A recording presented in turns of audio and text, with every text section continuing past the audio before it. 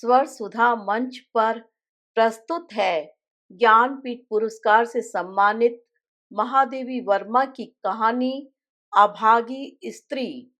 अतीत के चलचित्र के रूप में भारी ढक्कन से ढके दीपक के समान आकाश में बिजली बुझ गई थी। संध्या से ही हवा बादलों की तह पर तह जमाने में व्यस्त रही और अब वे इतने सघन हो उठे कि रात के छाया रूपों के उपयुक्त ही एक अखंड पर अपनी आर्द्रता से रिसती हुई काली शिला की छत बन गए। मेरा मन भी बुझा बुझा सा हो रहा था। मैं अपने पढ़ने लिखने के बाहर वाले छोटे कमरे में मेज पर सिर रखकर दर्द भुलाने की असफल चेष्टा कर रही थी। छात्रावास में टाइफाइड में पड़ी सुदूर दक्षिण की एक बालिका का मुख मेरी बंद पलकों में किसी फोटो के एनलार्जमेंट के समान बढ़ता चला जाता था। उसके साधारण स्थिति वाले माता पिता इतना रुपया किस प्रकार पाते कि उसे देखने आ सकते। उसके लिए मन जैसे जैसे चिंताकुल होने लगा, वैसे वैसे अपने ऊपर झल्लाहट बढ़ने लगी। जब मेरा शरीर इतना निकम्मा था कि इनके सुख दुख में 2-4 रात जागना भी सहज नहीं, तब किस बूते पर मैंने उन बालिकाओं को उनकी माताओं से इतनी दूर ला रखा है। जब अभी तक मनुष्य बनने की स्वयं मेरी ही साधना पूर्ण नहीं हुई, तब इन बालिकाओं को मनुष्य बनाने का भार लेने का मुझे हौसला कैसे हुआ। ऐसे दंभ को अक्षम्य अपराधों की कोटि में ही स्थान मिलना चाहिए। सहसा बाहर बरामदे में किसी की पग ध्वनि ने मेरी विचार श्रृंखला भंग कर दी। 2-4 मिनट किसी के पुकारने की प्रतीक्षा करके पूछना ही पड़ा, कौन? उत्तर में एक सुडौल गोरे हाथ ने कुछ बढ़कर पर्दे को हिला सा दिया। एक सभीत स्त्री कंठ ने रुक रुक कर प्रश्न किया, क्या भीतर आ सकती हूँ? आइए। कहते समय मेरे स्वर में ऐसी उदासीन शिष्टता थी कि आने वाली के पैर बाहर एक बार ठिठके से रहे, पर क्षण भर ही, क्योंकि दूसरे क्षण ही वह नीले पर्दे की पार्श्व भूमि पर एक रंगीन चित्र सा बन गई। गहरे काही रंग की पतली ऊनी चादर में समा न सकने के कारण वर्षा की नन्ही नन्ही बूंदें ऊपर ही जड़ी सी थी, जो बिजली के आलोक में हीरे के चूर सी झिलमिलाने लगी।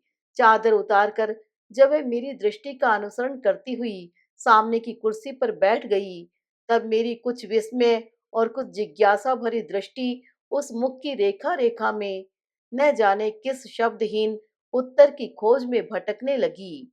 आंखों के आसपास लटकती हुई 2-3 छोटी छोटी लटों के छोरों में हिलती हुई पानी की बूंदें पारे सी जान पड़ती थी। सफेद साड़ी के कुछ धबीले बैंजनी किनारे से घिरा मुख सुडोल गोरा पर बहुत मुरझाया हुआ सा लगा। नाक के अग्रभाग की लाली हाल ही में पोंछे गए आंसुओं की सूचना दे रही थी। पलकों की कोरें भी शायद रोने से ही कुछ कुछ सूज आई थी, जिससे उनकी मर्मस्पर्शी व्यथा और भी गहरी हो उठी थी। ओठ इतने सूख रहे थे कि उन्हें आर्द्र करने का प्रत्येक प्रयास अपनी एक रस्ता में भी एक नई थकान का आभास देता जाता था। मैं स्वयं बहुत क्लांत थी, इसी से उसके कुछ कहने की प्रतीक्षा में रुकी रही।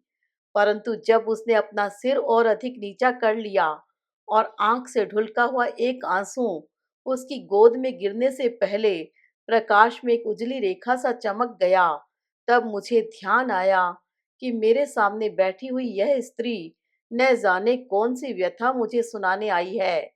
इतनी घिरी घटा और बूंदाबांदी में इसका घर से निकलना ही प्रमाणित किए देता है कि इसकी आवश्यकता कल तक भी नहीं टाली जा सकती थी।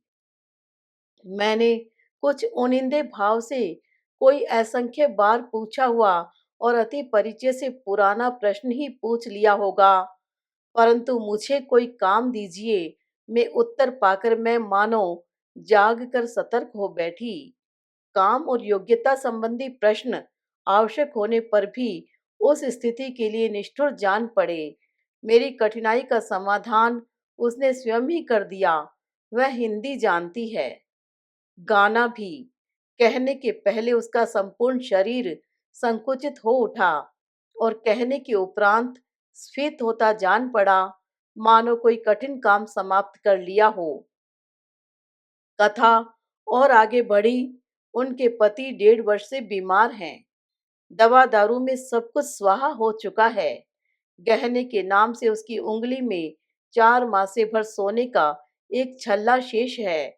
पति का एकमात्र उपहार होने के कारण इसे बेचने का विचार ही उसे क्लांत कर देता है। और बेचकर भी कै दिन चलेगा। यदि कोई काम न मिल सका तो वह स्वयं भूखी रहकर मरने से भी नहीं डरती। पर और उसका गला भर आया।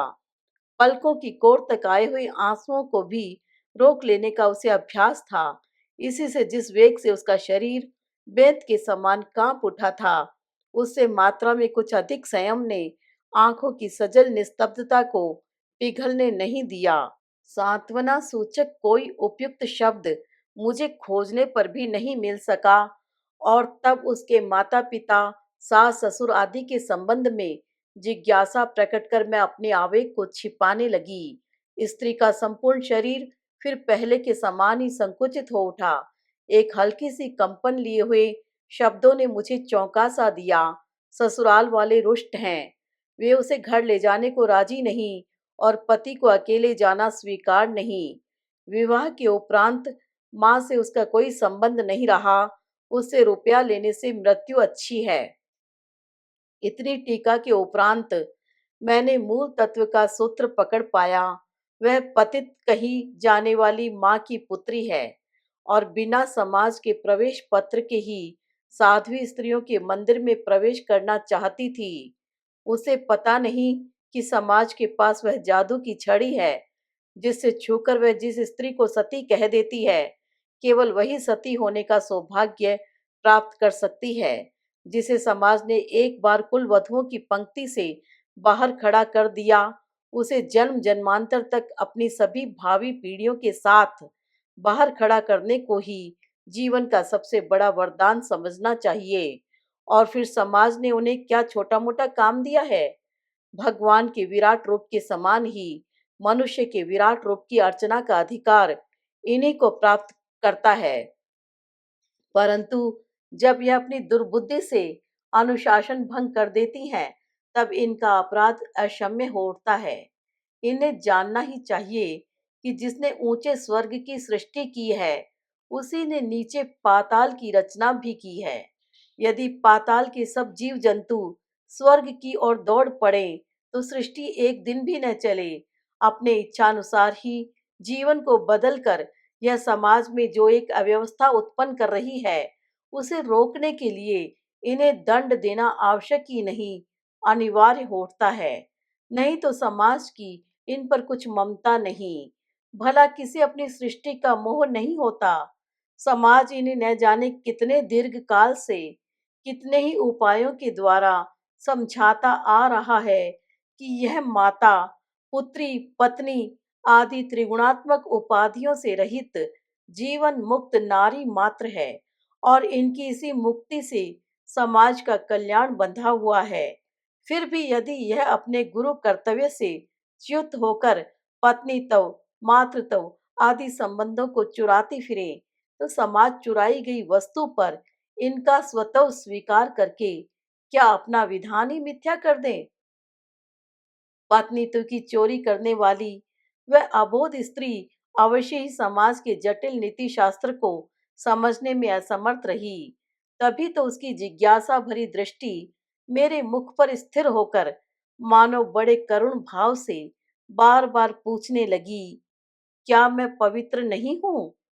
एक और यह स्त्री है जिसकी माता को माता बनने का अधिकार ही नहीं दिया गया था, और दूसरी ओर मैं हूँ जिसकी माता, नानी, परनानी, दादी, परदादी और उसकी भी पूर्वजाएं अपने पतियों का चरणोदक ले लेकर और उनमें से कई जीवित ही अग्निपथ पार करके अपने लिए ही नहीं, मेरे लिए भी पतिव्रता का प्रमाण पत्र प्राप्त कर चुकी हैं।